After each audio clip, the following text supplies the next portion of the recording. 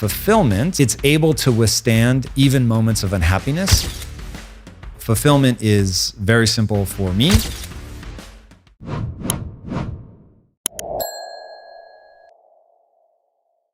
We've talked about a lot of stress, pressure, tension, and all the bullshit that comes with striving. You said achievement and striving is very important.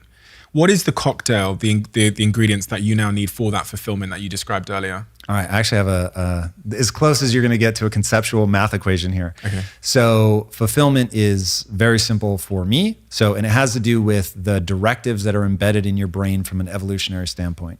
So you must work hard, it's embedded in your brain, to acquire skills that matter to you, that allow you to elevate yourself and others in service of a goal that's both exciting and honorable. So exciting and honorable means that you're just amped about it. You dig it. So I dig storytelling. I do. And I want to help people through storytelling. I do. My life circumstances have led me to that. The way that I'm hardwired, I just have an outsized response to stories. And so I'm drawn to that. And because of life experience, I want to use stories to help people. So that's very exciting for me. Now, it's also honorable because I'm not just looking to make myself rich or be admired for telling a cool story. I actually want to help people with that story, and I hold myself accountable to that.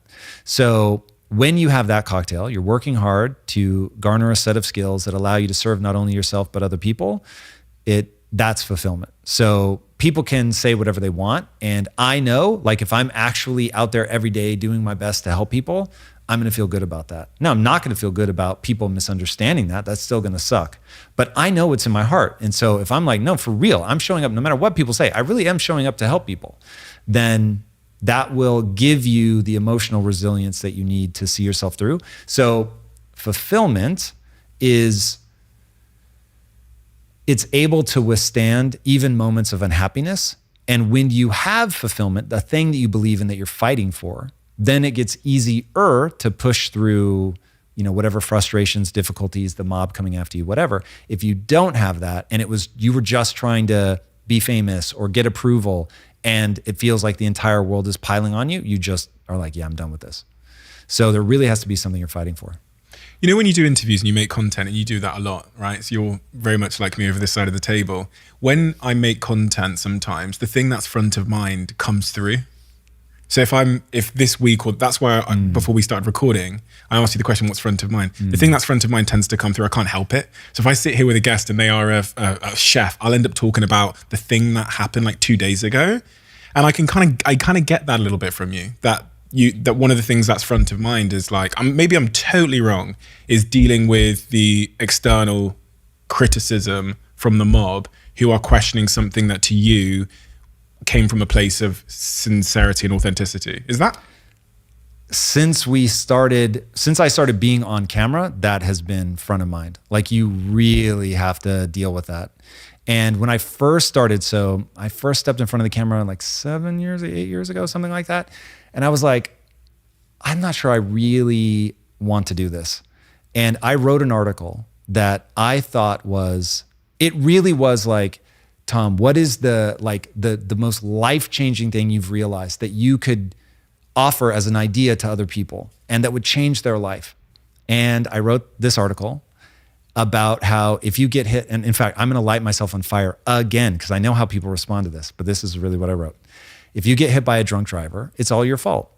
And that's amazing, because you could do something about it. You could do something different next time and get a different result. Now, of course, I no longer use the word fault because that just does not lead me anywhere productive, but that was the article. And people lit me on fire. And I was shocked to my core. I cannot tell you, dude, when I hit publish on that, I was like, oh my God, people are gonna love this. It's gonna change so many lives. This is gonna be incredible.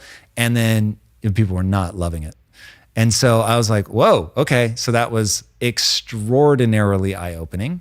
But because I really am trying to help, like, this was working at Quest, working in the inner cities, you realize, or at least my big revelation, having big brothered for a kid in the inner cities when I was much younger and seeing what it was doing to him, and then having 1,000 employees that grew up in the inner cities and being like, oh my God, like, this is your zip code in most of the developed world, whatever the equivalent of zip code is is the number one predictor of your future success.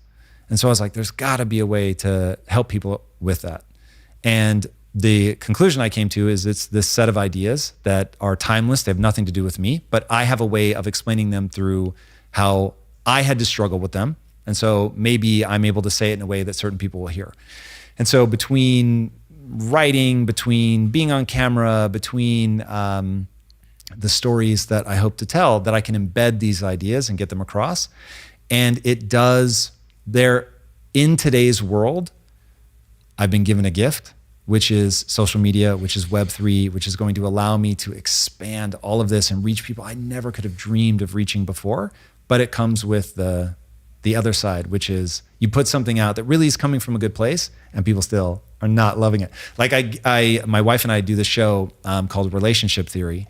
And I did a thing. When I say, even now re-listening to it, I can't believe that at least half of the people that hear it are just infuriated.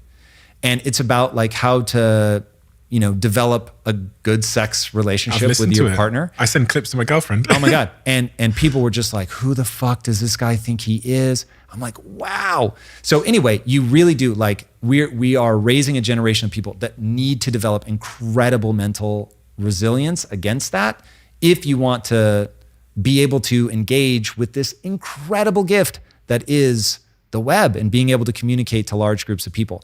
But it really does require like developing a value system and a belief system that's going to make you resilient to that, because it isn't easy even for me. And I've spent a lot of time building the resilience, and I'm older. So it's like a lot of the things that probably would have thrown me off in my 20s now don't, but it's a thing for sure.